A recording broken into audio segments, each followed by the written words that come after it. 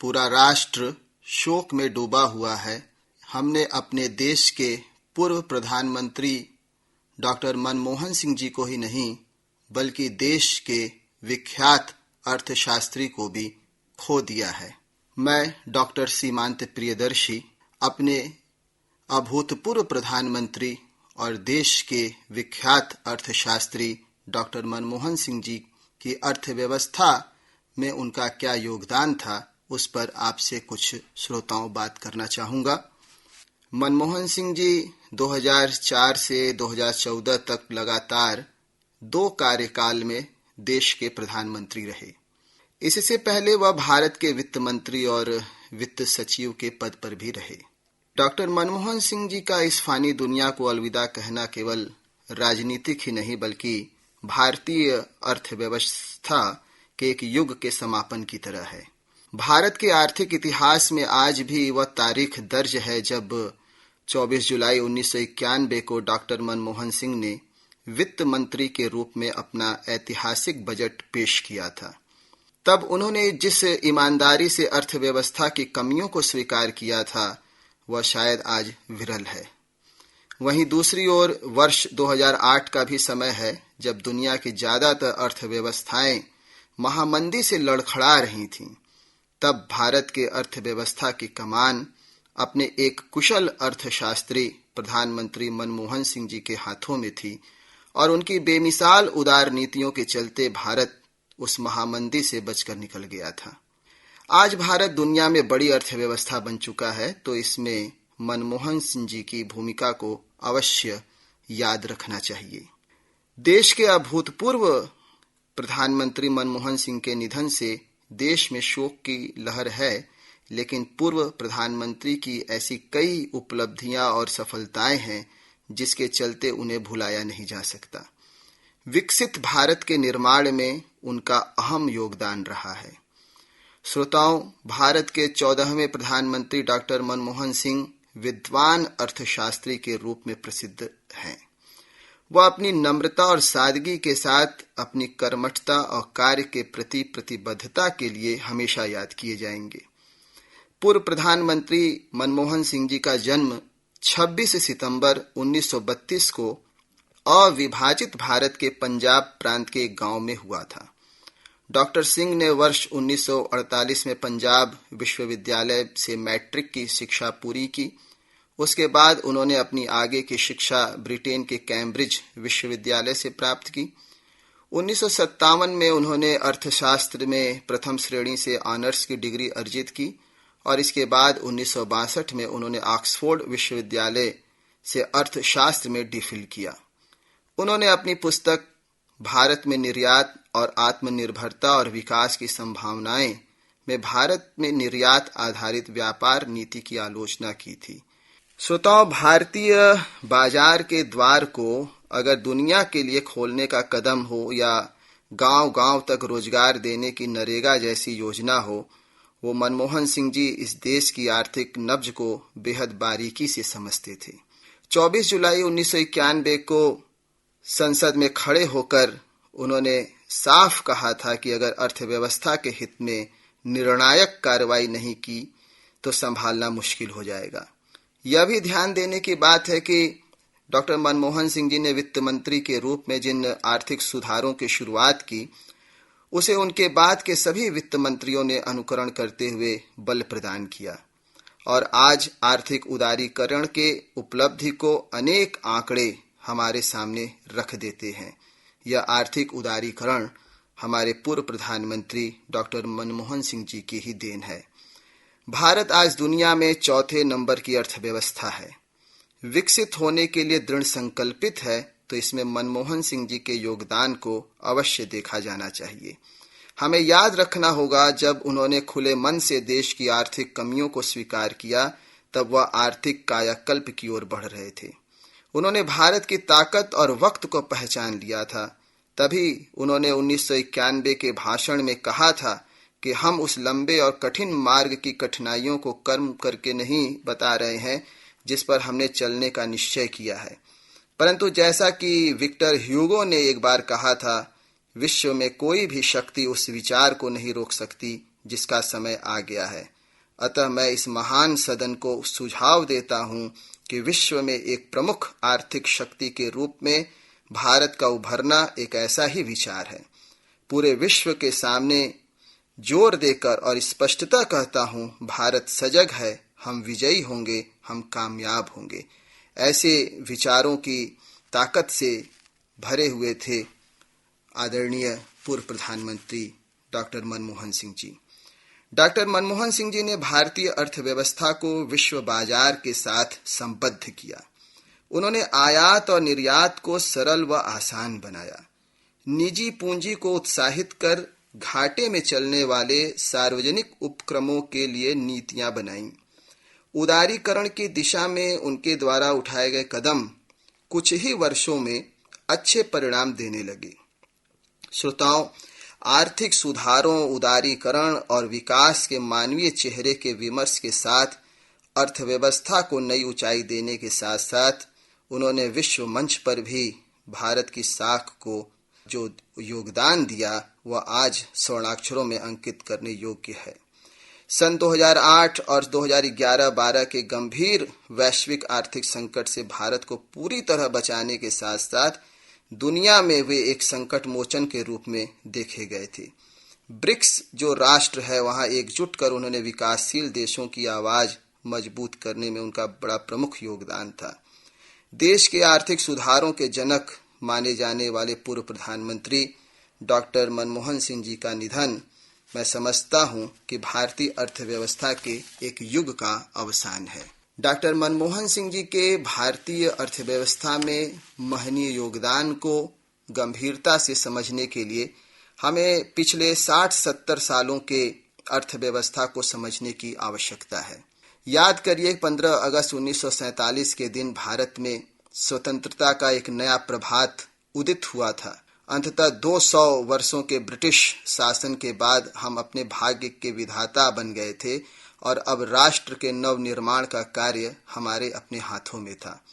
स्वतंत्र भारत के नेताओं को अन्य बातों के साथ साथ यह भी तय करना था कि हमारे देश में कौन सी आर्थिक प्रणाली सबसे उपयुक्त रहेगी, जो केवल कुछ लोगों के लिए नहीं बल्कि सर्वजन कल्याण के लिए कार्य करेगी। प्रथम जो 7 पंचवर्षीय योजनाओं के दौरान भारतीय अर्थव्यवस्था की प्रगति उल्लेखनीय रही और हमारे उद्योग स्वतंत्रता प्राप्ति के समय की स्थिति की तुलना में विविधतापूर्ण हो गए। हरित क्रांति के परिणाम स्वरूप भारत खाद्य उत्पादन में आत्मनिर्भर बन गया। भूमि सुधारों का परिणाम यह हुआ कि घृणित जमींदारी प्रथा का उन्मूलन हो गया। औद्योगिक क्षेत्र में अनेक अर्थशास्त्री सार्वजनिक क्षेत्र के उद्यमों के निष्पादन से असंतुष्ट थे और अतिशय सरकारी नियमन के कारण जो उद्यम वृत्ति अवरुद्ध हो रही थी। आत्मनिर्भरता के नाम पर भारतीय उत्पादकों का संरक्षण विदेशी प्रतिस्पर्धा से किया गया और इससे उन्हें उनके द्वारा उत्पादित वस्तुओं की गुणवत्ता में सुधार करने की प्रेरणा नहीं मिली। भारतीय नीतियां अंतर्मुखी थीं। उससे एक सशक्त निर्यातक या निर्यात क्षेत्रक विकसित करने में विफल रहे और बदलते हुए वैश्विक आर्थिक परिदृश्य के प्रसंग में यह सर्वत्र महसूस किया जा रहा था कि आर्थिक नीति में सुधार करने की आवश्यकता है और यहीं पर भारतीय अर्थव्यवस्था को और अधिक सफल बनाने के लिए 1991 में एक नई आर्थिक नीति शुरू की गई और यहीं से डॉक्टर मनमोहन सिंह जी की भूमिका शुरू होती है। भारतीय अर्थव्यवस्था के सम्मुख अनेक चुनौतियां रही हैं। भारतीय अर्थव्यवस्था मजबूत हो, इसके लिए देश के प्रत्येक नागरिक को एक अच्छा जीवन बिताने की आवश्यकता होती है। प्रत्येक व्यक्ति को अपनी न्यूनतम आवश्यकताएं जैसे भोजन, स्वास्थ्य की सुरक्षा, आवास, मौलिक शिक्षा आदि को पूरा करने के योग्य होना चाहिए। निर्धनता और बेरोजगारी का उन्मूलन हमारी अर्थव्यवस्था के सम्मुख एक बहुत बड़ी चुनौती थी, या हम कह सकते हैं कि हमारी अर्थव्यवस्था से सीधा सीधा हमारा ताल्लुक निर्धनता और बेरोजगारी से था। इसी प्रकार जीवन की ऊंची गुणवत्ता को उचित शिक्षा प्राप्त करके और स्वास्थ्य सुरक्षा सुविधाओं के द्वारा ही प्राप्त किया जाता है, क्योंकि जनसंख्या की दृष्टि से भी भारत एक बहुत बड़ा देश है। सरकार द्वारा इसके सभी नागरिकों को शिक्षा और स्वास्थ्य सुरक्षा का प्रबंध करना एक बहुत बड़ी चुनौती रही। सरकार के सामने एक दूसरी चिंता बाजार में वस्तुओं की बढ़ती हुई कीमतें भी थीं, जिसे मुद्रास्फीति कहते हैं अर्थशास्त्र की भाषा में। और बढ़ती हुई कीमतों का निर्धन और मध्यम वर्ग के लोगों पर बहुत बुरा प्रभाव पड़ता है। इसलिए कीमत स्तर पर नियंत्रण करना जब भी आवश्यक हो एक बहुत बड़ी समस्या रही है। और अंत में जनसंख्या और उसकी आवश्यकताओं के बढ़ने के साथ राष्ट्र की आय भी बढ़नी चाहिए, जिससे कि विकास की प्रक्रिया चलती रहे। इसलिए प्रत्येक वर्ष आर्थिक समृद्धि प्राप्त करना अर्थव्यवस्था के सम्मुख एक बहुत बड़ी चुनौती डॉक्टर मनमोहन सिंह जी के कार्यकाल में थी। और लेकिन डॉक्टर मनमोहन सिंह जी ने निर्धनता और बेरोजगारी के समाधान का हल निकालने में बड़ी कुशलता के साथ कार्य किया और इसमें सफलता भी हासिल की। इस संदर्भ में उन्होंने 2 नीतियां ऐतिहासिक बदलाव लेकर के आई उनकी। और पहली जो नीति थी आर्थिक उदारीकरण की और दूसरी नीति थी मनरेगा की। आर्थिक उदारीकरण के बारे में श्रोताओं में थोड़ा सा आप पे यहाँ मैं प्रकाश डालूंगा कि आर्थिक उदारीकरण से तात्पर्य है कि अर्थव्यवस्था में सरकारी नियंत्रणों, विनियमों और प्रतिबंधों को कम करना या हटाना। यानी कि इसका मुख्य उद्देश्य होता है कि आर्थिक विकास को बढ़ावा देना। आर्थिक उदारीकरण के माध्यम से ही जो निजी उद्योगों की भागीदारी बढ़ाने के लिए वस्तुओं का आदान प्रदान किया जाता है। आर्थिक उदारीकरण के कारण ही बाजारों में कम सरकारी हस्तक्षेप होता है। आर्थिक उदारीकरण के कारण ही मुक्त व्यापार को बढ़ावा मिलता है और इसका प्रसार होता है। आर्थिक उदारीकरण से ही करों यानी टैक्स को कम किया जाता है। आर्थिक उदारीकरण से परिसंपत्तियों के निजी स्वामित्व को बढ़ावा मिलता है। आर्थिक उदारीकरण में बहुत सारे लाभ निहित होते थे, जैसे कि आर्थिक विकास में वृद्धि, आर्थिक विकास को गति, बेहतर कार्यकुशलता सामने आई, नए बाजारों तक पहुंच बनी, उपभोक्ताओं के लिए ज्यादा विकल्प खुलकर के सामने आए। और आर्थिक उदारीकरण से जुड़ी कुछ लेकिन चुनौतियां भी थीं श्रोताओं, जैसे कि आय की असमानता, नौकरी विस्थापन, आर्थिक संकटों के प्रति संवेदनशीलता। लेकिन भारत सरकार ने, जो मनमोहन सिंह जी उस समय वित्त मंत्री थे, ने आर्थिक सुधारों की घोषणा की थी, जिससे नई आर्थिक नीति या एलपीजी सुधार के नाम से जिसे जाना जाता है। इस संदर्भ में कुछ बातें मैं और कहना चाहूँगा कि आखिर निर्धन कौन है। जहाँ से कि मनरेगा जो उन्होंने लागू किया, तो मनरेगा लागू करने के पहले हमारे पूर्व प्रधानमंत्री मनमोहन सिंह जी के चिंतन में, विचार में यह भी बात थी कि भारत में निर्धन कौन है। तो भारत सरकार के योजना आयोग के अनुसार कोई भी व्यक्ति जिसे अपने भोजन से ग्रामीण क्षेत्र में 2400 कैलोरी और शहरी क्षेत्र में 2100 किलोग्राम कैलोरी नहीं मिल पाती है, वो निर्धन कहलाता है। और हम भारत में इसे गरीबी रेखा कहते हैं। ग्रामीण क्षेत्रों में अपनी आजीविका कमाने के लिए लोग बहुत सा कठिन कार्य करते हैं। प्रबुद्ध व्यक्तियों के अनुसार किसी व्यक्ति द्वारा ऐसे कार्य करने के लिए ग्रामीण क्षेत्र में 2400 किलोग्राम कैलोरी और 2100 की आवश्यकता होती है। और यह कैलोरी प्राप्त करने के लिए किसी व्यक्ति को अनाज, दालें, सब्जियां आदि के रूप में कुछ भोजन की मात्रा की आवश्यकता होती है। और इन खाद्य को खरीदने के लिए व्यक्ति के पास कुछ मात्रा में मुद्रा होनी चाहिए। यानी कि अगर अर्थ नहीं है तो उसका सीधा संबंध भोजन से है, यानी कि स्वास्थ्य से है। इससे यह संकेत मिलता है कि यदि व्यक्ति के लिए आवश्यक ऊर्जा प्राप्त करने के लिए, भोजन खरीदने के लिए अनिवार्य राशि कमाने में समर्थ नहीं होता, तो वह व्यक्ति गरीबी रेखा के नीचे या स्पष्ट रूप से निर्धन कहलाता है। इस आधार पर यह पाया जाता है कि भारत में कुल जनसंख्या का लगभग 28% भाग जब 2004-05 में जब प्रधानमंत्री मनमोहन सिंह जी थे, तो उस समय लगभग 28% जनसंख्या निर्धन थी, जो लगभग यह संख्या लगभग 27 करोड़ हुआ करती थी। किंतु क्या आपके विचार में निर्धनता केवल खाए गए भोजन के रूप में ही मापी जानी चाहिए? अन्य अनिवार्य मदें जैसे वस्त्र है, जूते हैं आदि भी न्यूनतम आवश्यकताओं के अंदर आने चाहिए। इसका तात्पर्य है कि इन सब मदों को खरीदने के लिए और अधिक राशि की आवश्यकता है, और भारत सरकार के अनुसार यदि भोजन, वस्त्र, जूते और दूसरे गैर खाद्य मदें भी शामिल कर ली जाए तो भारतीय जनसंख्या का 37% भाग यानी कि लगभग 37 करोड़ से अधिक लोग निर्धन थे। और इसी प्रकार रोजगार के विषय में भी भारत की स्थिति अच्छी नहीं थी। भारत में उद्योगों, शिक्षा और प्रशिक्षण की धीमी वृद्धि बेरोजगारी का प्रमुख कारण है। और हमारी कृषि पर भी जनसंख्या का अधिक भार है और उसमें रोजगार मौसमी है। जब फसल की कटाई का काम समाप्त हो जाता है, कृषि श्रमिक और किसान बेरोजगार हो जाते हैं, तो ऐसी स्थिति में इसका पूरा असर जो है भारतीय अर्थव्यवस्था पर पड़ता है। और एक अर्थशास्त्री के रूप में जब प्रधानमंत्री थे डॉक्टर मनमोहन सिंह जी, यह उनके लिए बहुत बड़ी चिंता का विषय था। और भारत में वर्ष 2010 तक श्रम शक्ति की जनसंख्या लगभग 43 करोड़ थी। श्रम शक्ति से अभिप्राय उन व्यक्तियों से है जो कार्य कर सकते हैं और जिनकी आयु 15 वर्ष से 59 वर्ष के आयु वर्ग में आती है।